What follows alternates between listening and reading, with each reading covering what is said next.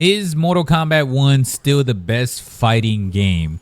Now, when it comes to fighting games, there are a lot of criteria of what makes it the best fighting game. Are you talking about units sold, the mainstream, the branding, the culture of how it shifted everything when it comes to fighting games, the competitive notion, which we know Mortal Kombat is actually not really doing well in the competitive notion. Not that it always has been, but it's really at an all-time low, especially that they've been excluded from the France Evo portion. So that's going to get really interesting moving forward on what they're going to do with that now, because it looked like they did have one foot in, one foot out as to making this game competitive, at least Mortal Kombat 1, but also while trying to cater to the casuals, I would say. But the reason why I ask if Mortal Kombat 1 is still or at least Mortal Kombat, the series, the franchise, is still the best fighting game, when I'm thinking about the best fighting game, I'm thinking of the history, the units sold, the popularity, and just the culture shock and the culture change that it has done in a shift of fighting games. We know that it's not the best competitively, so we're not really debating that. I did go to a poll and put like, what fighting game are you playing most and what's your favorite? Over 400 people really voted on this poll. And the most percentage, it has choices, right? It has Mortal Kombat out of the big three. It's a poll out of the big three. I put, what fighting game you playing most? Mortal Kombat 1, Street Fighter 6, or Tekken 8. The biggest percentage is on Mortal Kombat 1, but there's also another question for the poll that shows the big three are all great. So that's the highest percentage, meaning people still consider Mortal Kombat the big three part of, based on its mainstream notions alone. A lot of us believe in Mortal Kombat is what's going on right now, and I myself am to blame for that, because if you know, you know. MK11, MK1 have not been, we've been in a massive slump, similar to like how Call of Duty was for a little while in recent times, especially because there hasn't been a lot of historic titles being released. But Mortal Kombat has been on that slump where back-to-back titles that have not really been fully embraced. We passed 1 year on the MK1 aspect, and I know people still make jokes and troll and say like it's finally out of the beta, and people just did not like the 11 gameplay. I could say and argue it is a debate, and it could have some validation if you want to say that MK11 and MK1 are some of the worst Mortal Kombats ever created, which is crazy because we have like Mortal Kombat 4 and Mortal Kombat 3. Like, come on now. And when I say Mortal Kombat 3, I don't mean Ultimate Mortal Kombat 3. Ultimate Mortal Kombat 3 is a whole different story. Mortal Kombat 3 was ass, just the vanilla version of it. And Mortal Kombat 4 just gets tons of hate because that was the first entry to the 3D era. And that game was so negatively like received, you know, aside from like MKDC. And so when you're looking at like Deadly Alliance though and Deception, you're looking at Armageddon, like those are all like pretty much in their own 3D era aspect. Ups and downs, hence why they went bankrupt around that time. And then you went towards where you got the reboot of Mortal Kombat at 2011, which is MK9, the GOAT in my opinion, MKX, and then now we're back to these.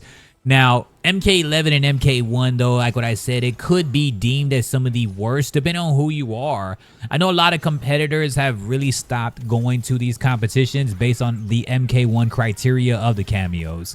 And so a lot of it to really stand back and listen in on and really evaluate is it still going to be considered big three? The answer is yes. I don't think MK goes anywhere anytime soon, based on one, being a brand alone, and two, based on casuals. It is a casual game, hence why I still really don't understand why they want to make this game highly competitive. I know they have competitive players, obviously, but if you listen to the pros talk about like how the actual competitive scene is handled, there are tons of flaws. Now, there's flaws everywhere, of course. I'm not expecting anybody to be perfect, but you can tell, like, if you go listen in on a lot of the pro streams, and they're always constantly talking about it on podcasts, why they're not traveling anymore, why they're not putting the time into the pro aspect, and instead just remain like content creating or just streaming and showing off their skills online due to offline just tournaments, just because of the fact of the waste of time, the amount of money they get, how they're treated, and just for like a one and done aspect where it's like you just go way out there, you spend all that money, spend all that time, all that planning, and then you just literally back home with no money at times.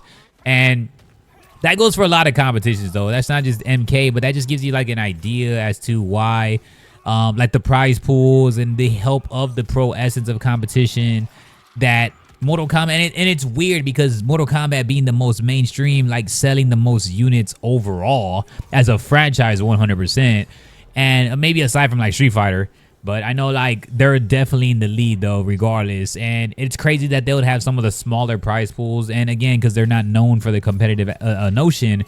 And I would say that although despite, it's crazy because we're going on a second installment where it is a very mixed bag. People just do not like the cameo system. Some people love the cameo system. But it is a mixed bag once again, which kind of sucks because you go from MK9, MKX, which set tones like no other in video game history for Mortal Kombat. Literally the best ones, probably, even aside from like the OG arcade era, you know, Ultimate. And if you're looking at MK9, MKX, you're probably putting Ultimate MK3 right there, and that's literally your top 3 games of all time, unless you want to go spin off like Shaolin Monks or something. Deception also can be there for like a top 5.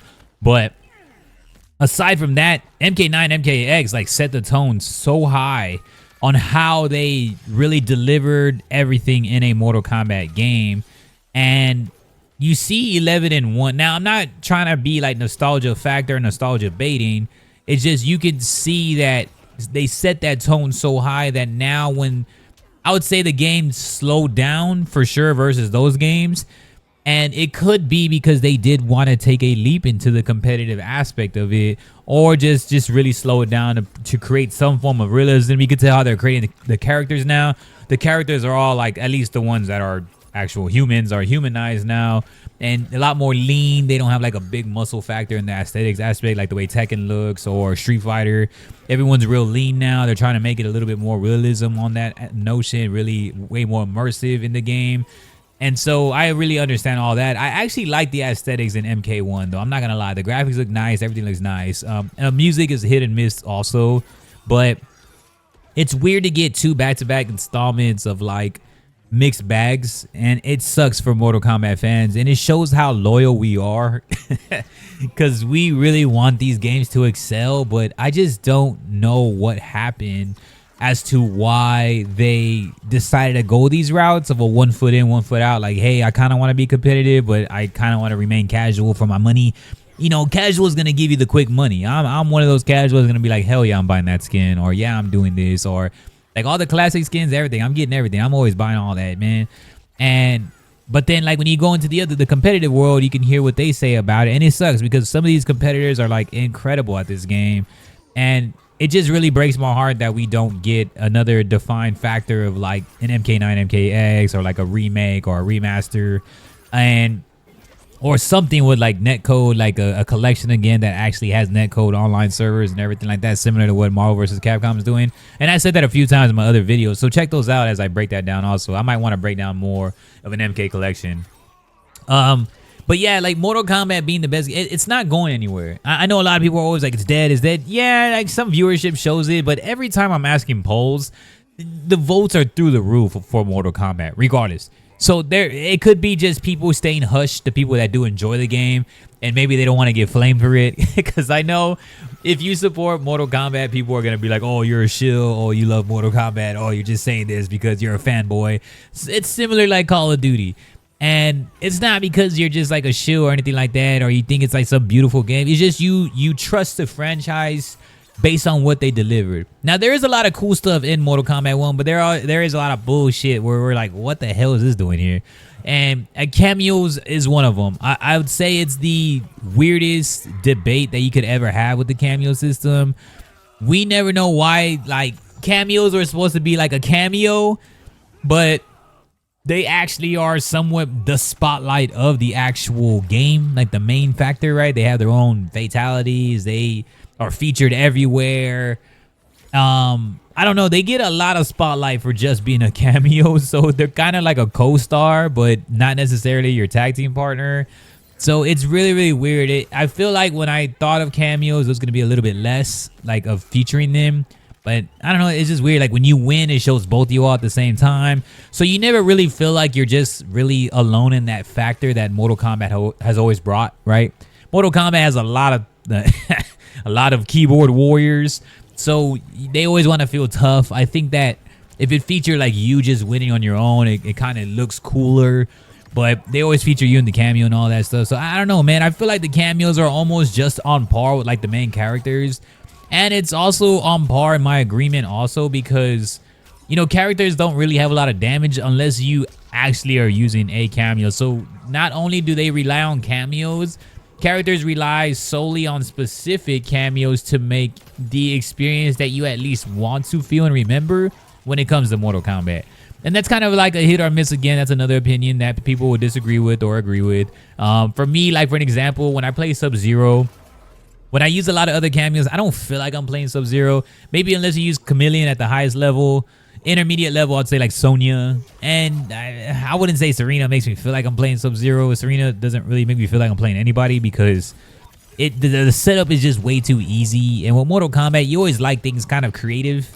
At the end of the day, we've always been known for just like throwing combos out, sharing combos, having fun, finding what's broken, having fun with what's broken, aside from Homelander. Shout out to Homelander.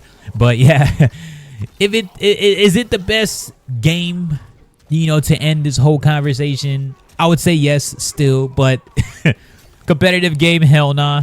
But best game in terms of overall and what we really love in a fighting game, despite it is one of the most toxic communities, but also one of the most beloved and trusted communities, which is weird to say. They just don't show because they don't want to seem soft or a shill.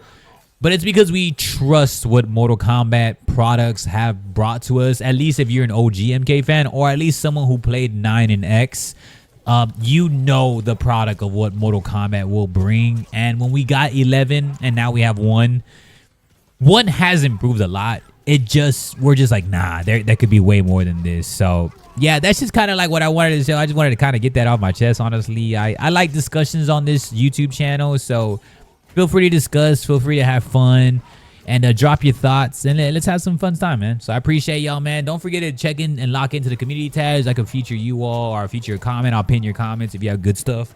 And just know that some of our videos really pop off at times, and so we have a voice. So if you can state your voice, and you never know, man, like devs might come through, swing through, and they see like that what y'all said is kind of good. They might listen to us and put some stuff in. So y'all's opinion always matters too, man. You have a voice. I appreciate y'all. Peace.